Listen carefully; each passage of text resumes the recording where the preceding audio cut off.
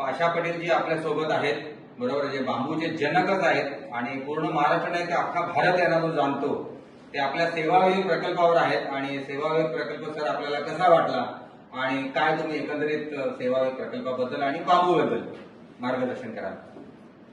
नमस्कार.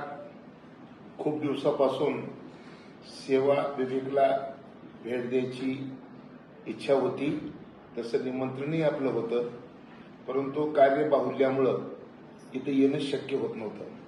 परंतु आज आदरणीय गणेश नाईक साहेबांच्या उपस्थितीमध्ये इथं जो बांबूची रोपं वाटपाचा जो कार्यक्रम होता, या कार्यक्रमाला मला उपस्थित राहायची संधी मिळाली. या निमित्तानं आपल्या संस्थेचं जे कार्य आहे ते पाहायला मिळालं. एवढ्या आदिवासी भागामध्ये आपण ज्या पद्धतीचं विश्व उभं केलंय हे पाहून खूप आनंद वाटला. ही सुरुवात आहे.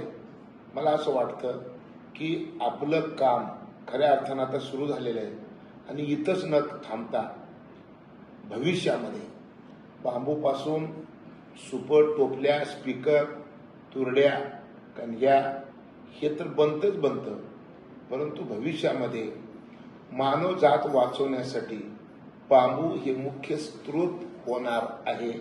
त्या दिशेनं आपण कार्याला सुरुवात करावी.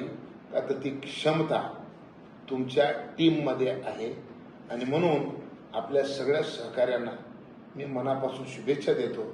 आणि भविष्यामध्ये आपणाला सेव्ह अर्थ विथ बांबू ही संकल्पना रूढ करायची, अंमलात आणायची आणि याच्यावर काम करायचे.